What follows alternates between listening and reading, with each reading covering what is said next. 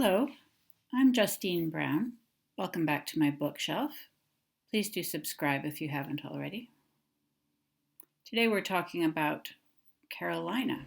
In 1663, shortly after the restoration of the monarchy, Charles II rewarded 8 prominent supporters with a charter for a new colony carved out of the immense Virginia territory which had been claimed by Sir Walter Raleigh in the name of Elizabeth I. This part would now be held by 8 Lords Proprietors. It was named Carolina, after Carolus, which is Latin for Charles. Of the 8, Sir Anthony Ashley Cooper took the most active interest in shaping the new settlement. At this stage, the king was striving to pin down the loyalties of ambitious gentlemen who had served in Oliver Cromwell's government, reserving punishment for those who had actually signed his father's death warrant in 1649. As a young man, Ashley Cooper had worked under Cromwell to frame a new constitution for England.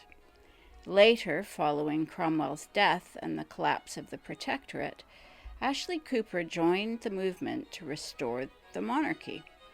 He sailed to Holland to escort the young king out of exile in 1660. He was a member of the 5-man group of powerful ministers known as the Cabal and served as Chancellor.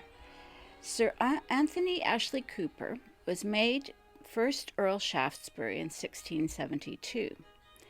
Despite the king's efforts, he went on to become a dangerous enemy of traditional legitimist monarchy.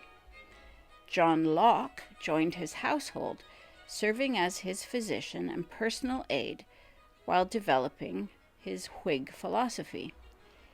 The poet John Dryden depicts Shaftesbury in the following lines, quote, "For close designs and crooked counsels fit, sagacious, bold, and turbulent of wit, restless, unfixed in principles and place, in power displeased, impatient of disgrace," unquote. Shaftesbury, Charles II once said ruefully, "I believe thou art the wickedest man in my dominions." "May it please your Majesty," he replied with a low bow, "I believe I am." This, of course, produced a laugh from Charles II. Under that merry monarch, American colonies, or plantations, had several purposes, as I mentioned last time. Of course, they enlarged the budding empire, and they also siphoned off troublesome subjects. But they served as policy laboratories in the spirit of the newly founded Royal Society. Political innovations too disruptive for England might find form in the colonies. It appears that Charles II hoped to channel Lord Shaftesbury's taste for ideal commonwealths into the Carolina colony and distract him. There, at a safe distance from the mother country, a fresh experiment in governance could unfurl. Well before the first 150 Englishmen and women set sail for the Carolina colony in 1670, a propositional nation took shape on paper. The framers of Carolina's constitution, John Locke and Lord Shaftesbury, were hugely influenced by the political thought of James Harrington. At the time Shaftesbury was working under Cromwell, Harrington was producing his Utopian treatise, The Commonwealth of Oceana. After the judicial murder of Charles I in 1649, many people perceived an opportunity to build an ideal republic with the sacrificed king buried in its foundations. James Harrington's position was complicated. He had a personal devotion to Charles I, deep enough to get him imprisoned by Parliament for a time. After his master's execution, Harrington fell into a profound melancholy. His king was dead, the old polity in ruins. He wrote his way through the gloom, and Oceana was the result. Oliver Cromwell distrusted James Harrington enough to have the book seized from the printer. He only relented after Harrington appealed to Cromwell's favorite daughter, Mrs. Elizabeth Claypole. She interceded with her father in the fashion of a princess, a role she fell into a little too easily for Roundhead tastes. Oceana was finally published in 1656. This time it featured a respectful dedication to the Lord Protector.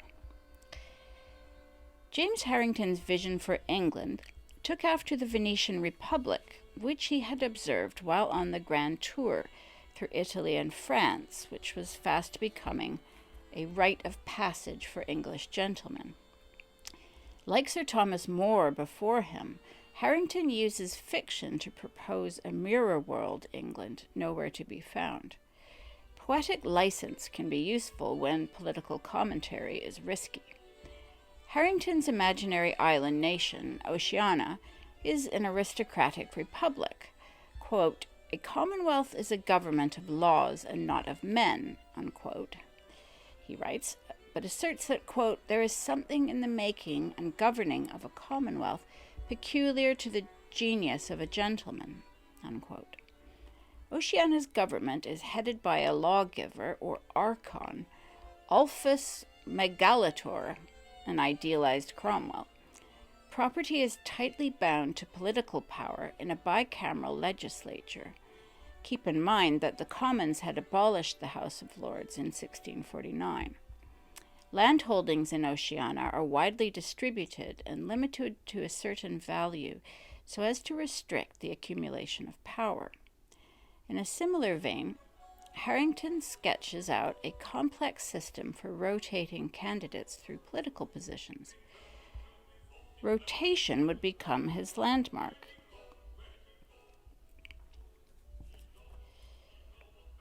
Quote, "Executive power ought not to be vested for any considerable time in the same men," he argued. He also endorsed the secret ballot, which was not in wide use at this time. Harrington's book was widely discussed in the coffee houses, which were a feature of Protectorate England. The first of them popped up in Oxford.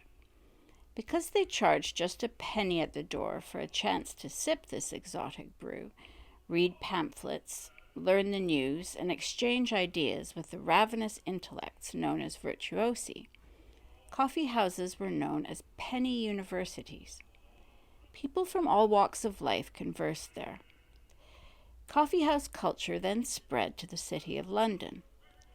Another factor was that Puritan types favored coffee as a sober alternative to ale, though the bean's stimulant effects did not go unremarked in some quarters.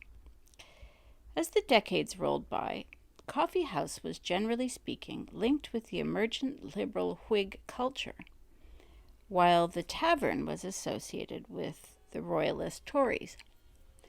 James Harrington founded a debate club at the Turk's Head Coffee House in London with the express purpose of influencing Parliament. It was known as the Rota, in honor of the rotation principle. The Rota Club was run as an experimental micro-republic with oceanic rules of order. For example, Harrington would hold 2 votes on each resolution, one secret and one open, to measure the effect of public pressure upon voting. Samuel Pepys was a Rota Club member, as were several other future members of the Royal Society. Pepys reports, for example, in January 1660, at the cusp of the Restoration, quote, "I went myself to the coffee house and heard an exceeding good argument against Mr. Harrington's idea that the overbalance of property was the foundation of government," unquote. On another occasion, he heard the Rota Club debate the stability of the Roman Republic. John Locke and Lord Shaftesbury brought Harrington's ideas to bear when they fashioned their aristocratic Utopia. The Fundamental Constitutions of Carolina is the first printed document linked to the liberal philosopher. The Locke of later years is only slightly in evidence here. Instead of human character imagined as a tabula rasa, we have the American wilderness understood as blank slate. Carolina was designed as a feudalistic colony which would harmonize with the English monarchy. All Carolina subjects would have to swear fealty to Charles II and his heirs, and to the Lords Proprietors. Those 8, later dubbed property kings by Daniel Defoe, would award titles to be passed from father to son. As Charles II reserved the right to award titles already in use in England, special colonial titles such as Landgrave and Cacique were introduced. Landgraves and caciques were to preside over their leet men and leet women, who would be tied to the land they worked. African slaves are mentioned as well, but their numbers only really climbed in the 18th century. Land distribution would be carefully shaped. Non-unanimous juries would decide legal matters.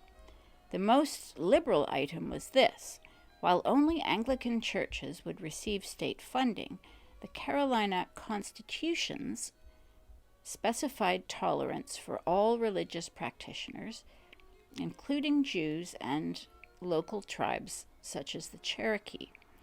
Locke wrote, quote, "No person whatsoever should disturb, molest, or persecute another for his speculative opinions on religion or for his way of worship." The policy drew plaudits from Voltaire, who wrote, quote, "Cast your eyes over to the other hemisphere. Behold Carolina, of which wise Locke was the legislator." Unquote. We can see that the elites already professed their characteristic disdain towards religious zealotry, enthusiasm as they deemed it. Locke and Shaftesbury also provided the Carolina settlers with a set of plans known as the Grand Model, together with ongoing instructions for development. Today, the Grand Model refers to the original part of Charlestown, Charleston, now South Carolina, but in the 1670s it denoted the whole colonial strategy.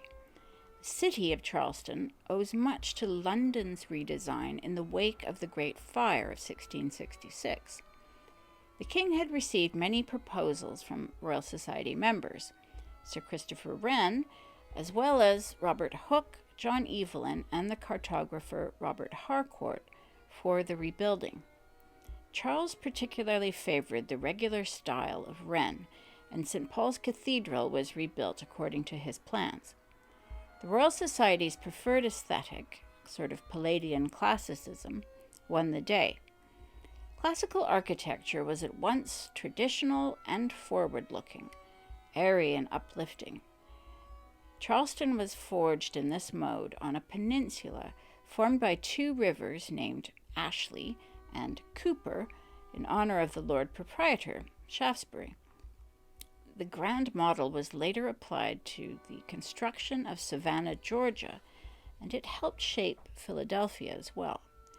The Carolina settlers, mostly from the northern parts of Britain, benefited from Charlestown's natural harbor and trade with the Caribbean.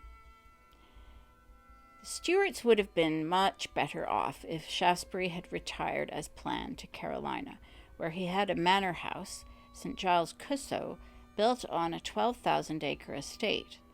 He oversaw the project from England, and his manager, Andrew Percival, experimented with a variety of crops. But Shaftesbury and Locke were too tangled up in Whiggish politics to make it to the New World. They plotted tirelessly against Charles II and his Catholic brother James. The Whig parliamentarians succeeded in dethroning legitimate monarchy altogether in 1688. Their updated version of religious liberty excluded Catholicism by definition. Meanwhile, in Carolina, which by this time had been divided into North and South, the absenteeism of the Lords Proprietors resulted in their rule being overthrown. They had neglected the province. The settlers, complaining that the Carolinas had devolved into an oligarchy, which failed to protect them from French, Spanish, and Native Indian and pirate attacks, successfully petitioned George I to appoint a royal governor in 1719. Locke and Shaftesbury's experimental Commonwealth was over, but their liberal project was just getting started. Thank you for listening. I hope you enjoyed it. Please do like, comment, and share. If you did, I look forward to hearing your thoughts.